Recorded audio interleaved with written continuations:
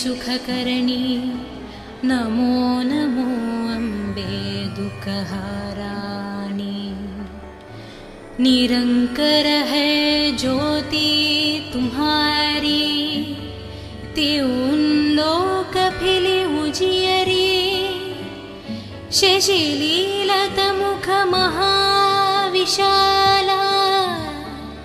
नेत्र लाल भ्रिकुति विकाराला। रूप माटुको अधिक सुहावे, दर्श करत जनाति सुख पे। तुम संसार शक्ति लय कीना,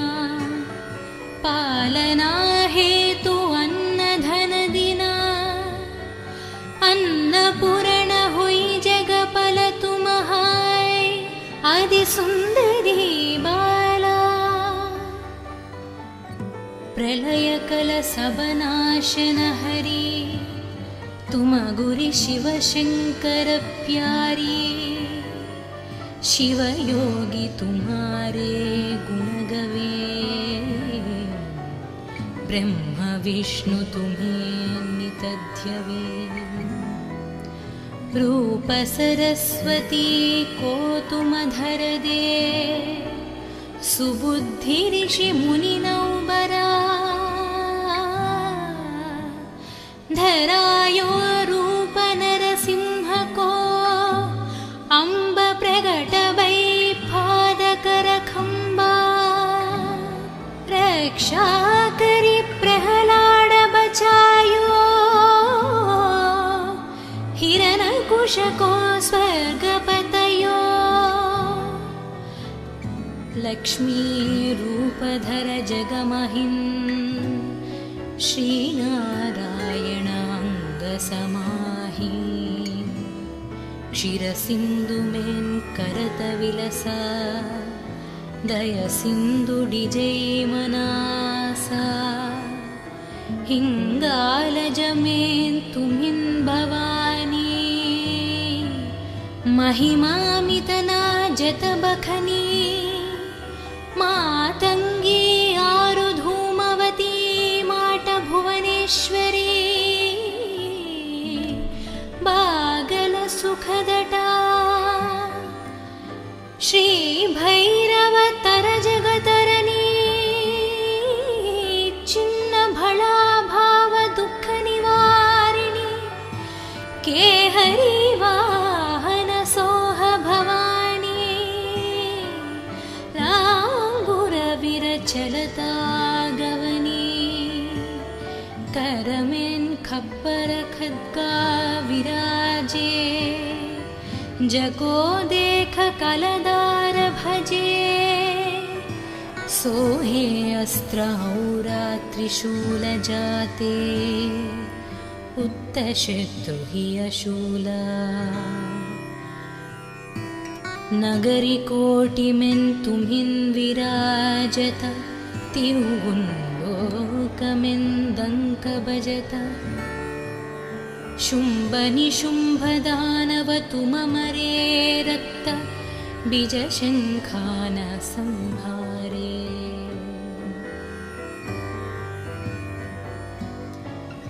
महिषासुरन नृपाति अभिमानि, जेहि अधवर महियाकुलनी।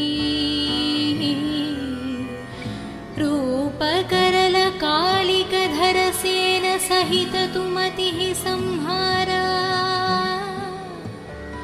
परिगाध संतान पर जब जब भै, सहाय माटु तुम टावा।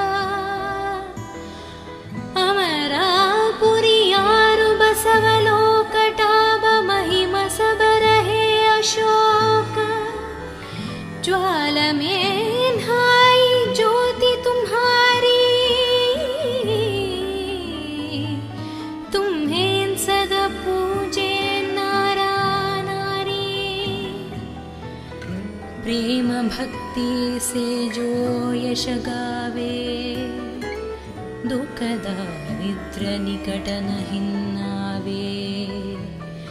त्यावे तुम्हें जो नारा मन जन्म मरणता कुच्छुतिजये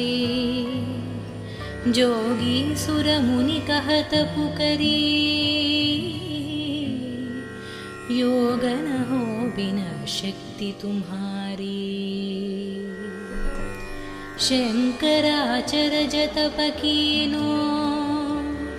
कामारु क्रोध जिति सबलीनो निशिदन ध्यान दारो शंकर को काहु कलन हिन सुमिरो तुमको शक्ति रूप को मन्मन पयो शक्ति गैठा बान पछतयो शरणागत हुई कीर्ति बखनी जय जय जय जगदम्ब भवानी भई प्रसन्न आदि जगदम्बदि शक्ति न हिंकि न विलंबा मोगु माट कष्ट अति घेरो तुम बिन कुन हारे दुख मेरो आशा त्रिशन निपत शत विमोह मदधिक सब विनशावै शत्रुनाशक की जय महाराणी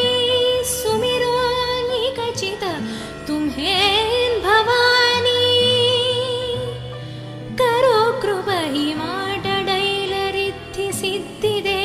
करहु निहला जब लागी जयुदय फल पुन तुम्हारो यशमय सद सुनुन दुर्ग 40 जो जन गावे सब सुख भोग परम वदवे देवी दास शरण निज जानी करहु कृप जगदम्ब भवानी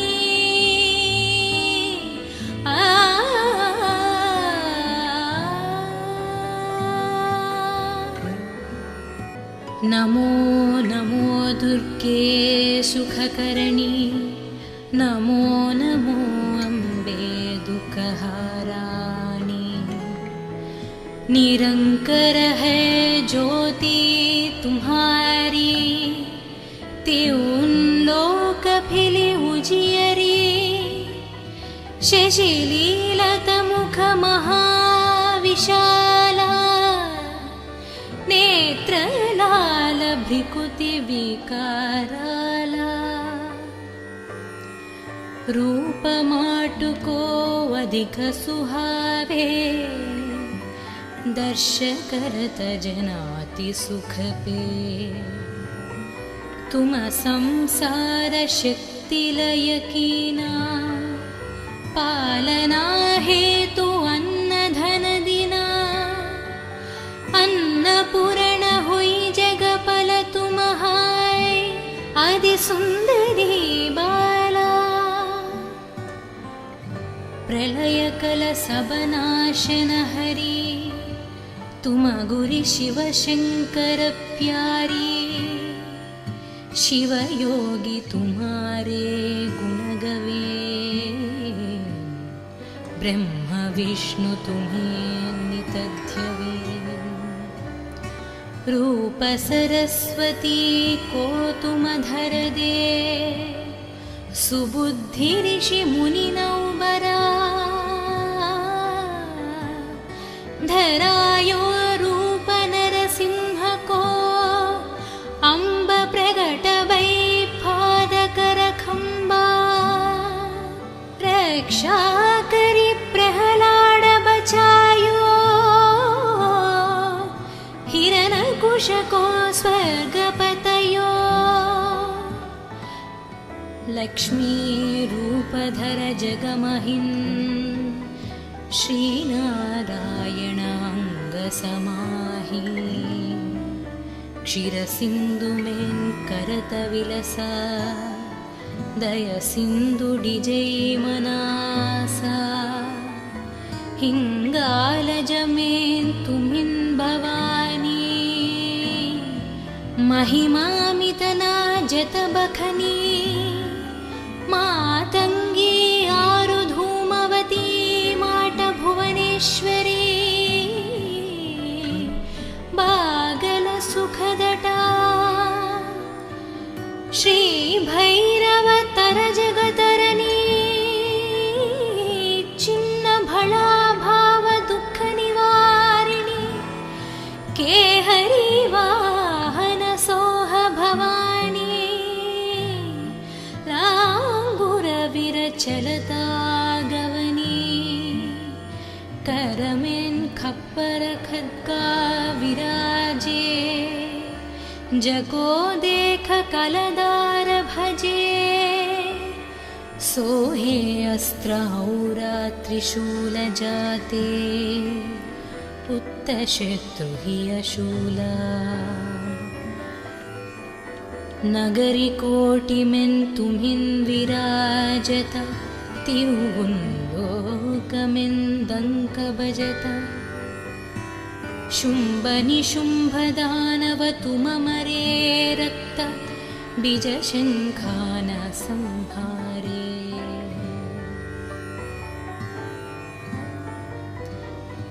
महिषासुरन् नृपाति अभिमानि जेहि अधवर महियाकुलनी रूप करल कालिक धर सेन सहित तुमतिः संहारा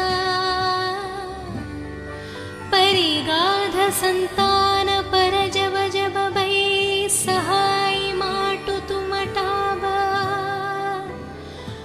अमरापुरी यारु बसवलोकटाब महिम सबर है अशोक ज्वाल में नहाई ज्योति तुम्हारी तुम्हें सदा पूजे प्रेम भक्ति से जो यश गावे दुख दारिद्र निकट नहिन्नावे त्यावे तुम्हें जो नारामनलै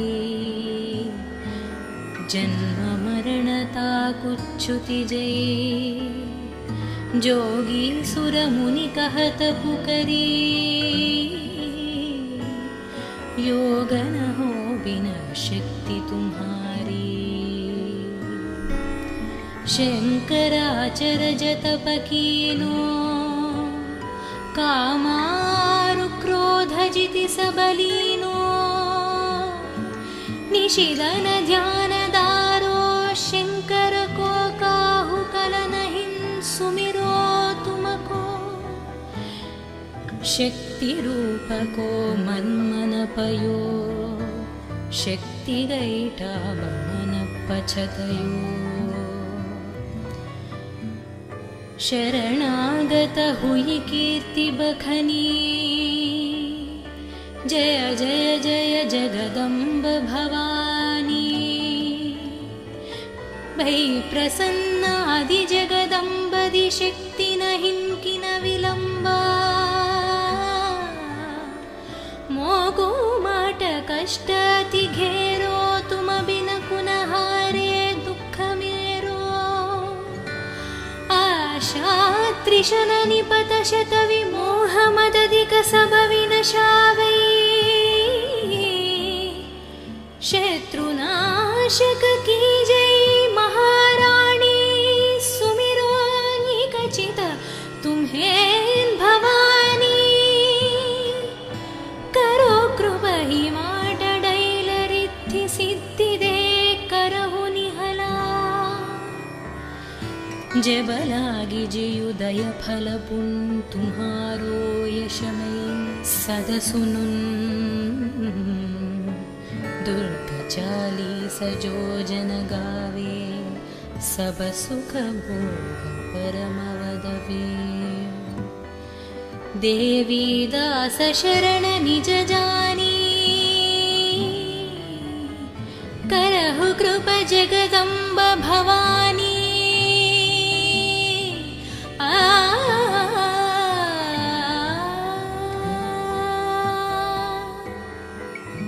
नमो नमो दुर्गे सुखकरणी नमो नमो अम्बे दुःखहाराणि निरंकर है ज्योति तुम्हारी त्यों लोक फिले उजियरी शशिलीलत मुख महाविशाला नेत्र लाल भ्रिकुति विकाराला रूप माटुको अधिक सुहावे दर्श करत जनाति सुख पे तुम संसार शक्ति लय कीना पालना हेतु अन्न धन दिना अन्नपूर्ण हुई जगपल तुम्हाय आदि सुंदरी बाला प्रलय कल सबनाशन हरि तुम गुरि शिव शंकर प्यारी शिव योगी तुम्हारे गुण गवे ब्रह्म विष्णु तुम्हें नितध्यवे रूप सरस्वती को तुम धर दे सुबुद्धि ऋषि मुनि नौबरा धरायो रूप नरसिंह को अम्ब प्रगट वै पादकर खंबा रक्षा करी प्रहलाद बचायो हिरण्यकुश को स्वर्गपतयो लक्ष्मी रूपधर जगमहिन् श्रीनारायण अंग समाहि क्षीरसिंधु में करत विलसा दय सिंधु डिजै मनासा हिंगालज में तुमिन भवानी महिमामितना जत बखनी मातंगी आरु धूमवती माट भुवनेश्वरी बागल सुखदटा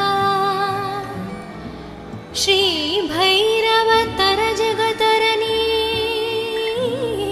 चिन्न भला भाव दुख निवारिणी केहरी वाहन सोह भवानी लांगुर विरचलता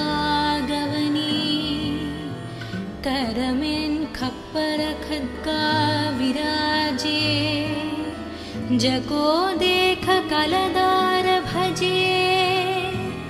सोहे अस्त्र औरा त्रिशूल जाते पुत्त शत्रु हि अशूला नगरी कोटि में तुम्हिन विराजता तिरुवुंलोकमें दंक बजता शुंभ निशुंभ दानव तुम मरे रक्त बीज शंखान संहारे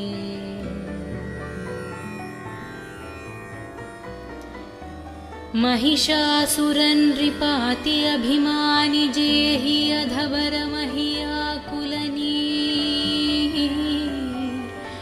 रूप करल कालिक धर सेन सहित तुमति संहारा परिगाध संतान पर जब जब भई सहाय माटु तुम टावा अमरापुरी यारु बसवलोक टाब महिम सब रहे अशोक ज्वाल में नहाई ज्योति तुम्हारी तुम्हें सदा पूजे प्रेम भक्ति से जो यश गावे दुख दारिद्र निकट नहीं नावे त्यावे तुम्हें जो नारा मनलै जन्म मरणता कुच्छुति जय जोगी सुर मुनि कहत पुकरी योग न हो बिना शक्ति तुम्हारी शंकराचर जत पकीनो कामारु क्रोध जिति सबलीनो निशिदन ध्यान दारो शंकर को काहु कलन हिं सुमिरो तुमको शक्ति रूप को मन्मन पयो शक्ति गैटा बमन पछतयो शरणागत हुई कीर्ति बखनी जय जय जय जगदम्ब भवानी भई प्रसन्न आदि जगदम्बदि शक्ति न हिंकिन विलंबा मोको माट कष्ट अति घेरो तुम बिन कुन हारे दुख मेरो आशा त्रिशन निपत शत विमोह मदधिक सब विनशावै शत्रुनाशक की जय महाराणी सुमिरो निकचित तुम्हें भवानी करो कृपा ही माट डैलरिद्धि सिद्धि दे करहु निहला जब लागी जियुदय फल पुन तुम्हारो यशमें सद सुनुन दुर्ग 40 जो जन गावे सब सुख भोग परम वदवे देवी दास शरण निज जानी करहु कृपा जगदम्ब भवानी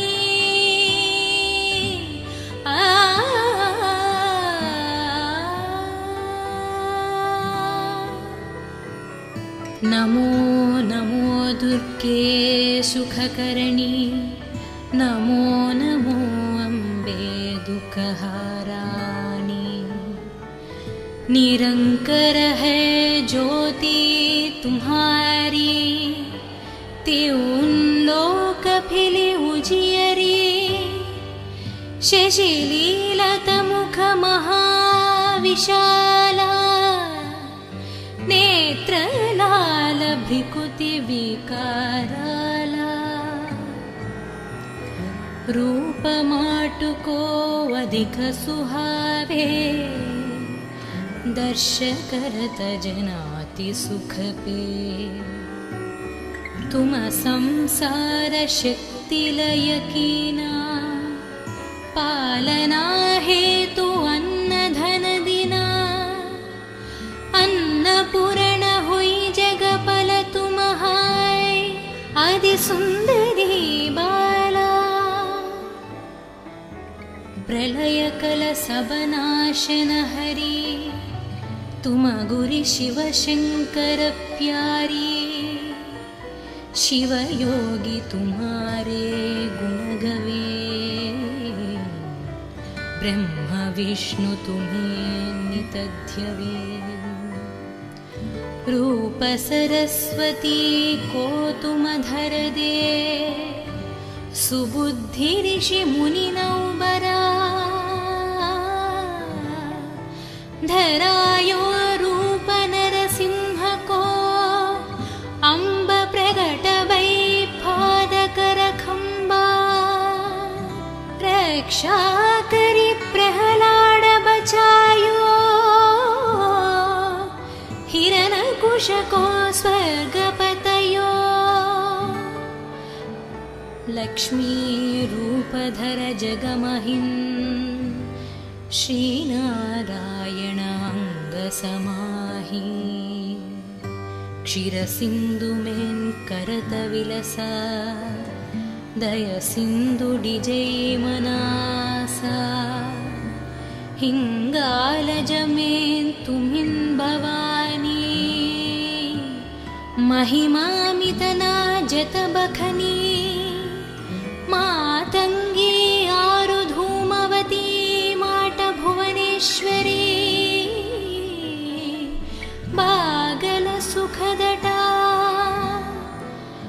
श्रीभैरवतर जगतरनी चिन्नभळा भावदुःखनिवारिणी केहरी वाहनसोह भवानी लाङ्गुरविरचलता गवनी करमेन् खप्पर खड्गा विराजे जको देख कलदार भजे सोहे अस्त्रौरा त्रिशूल जाते उत्तशत्रु हि अशूला नगरी कोटिमेन् तुम्हिन् विराजत तिरुगुन्दोकमेन्दङ्क भजत शुम्भ निशुम्भ दानव तुममरे रक्त बीजशङ्खान संहारे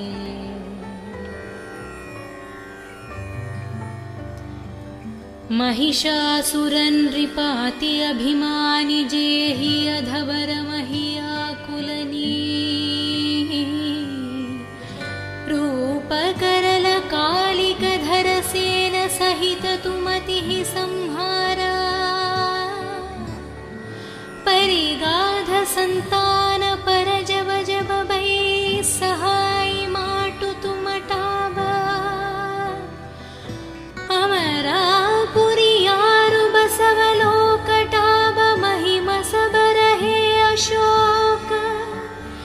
ज्वाल में हाय ज्योति तुम्हारी तुम्हें सदा पूजे नारा नारी प्रेम भक्ति से जो यश गावे दुख दारिद्र निकट नहिन्नावे त्यावे तुम्हें जो नारा मनलै जन्म मरणता कुच्छुति जय जोगी सुर मुनि कहत पुकरी योग न हो बिना शक्ति तुम्हारी शंकराचर जतप कीनो कामारु क्रोध जिति सबलीनो निशिदन ध्यान दारो शंकर को काहु कलन हिं सुमिरो तुमको शक्ति रूप को मन मन पयो शक्ति गैठा मन पछदयो शरणागत हुई कीर्ति बखनी जय जय जय जगदम्ब भवानी भै प्रसन्न आदि जगदम्बदि शक्ति नहिं किन विलम्बा मोगो माट कष्ट अति घेरो तुम बिन कुन हारे दुःख मेरो आशा त्रिशन निपत शत विमोह मदधिक सब विनशावै शत्रुनाशक की जय महारानी सुमिरो निकचित तुम्हें भवानी करो कृपहि माटडैलरिद्धि सिद्धिदे करहु निहला जबलागी जियुदय फल पुन तुम्हारो यशमयी सदसुनुन दुर्ग 40 जो जन गावे सब सुख भोग परम वदवे देवी दास शरण निज जानी करहु कृप जगदम्ब भवानी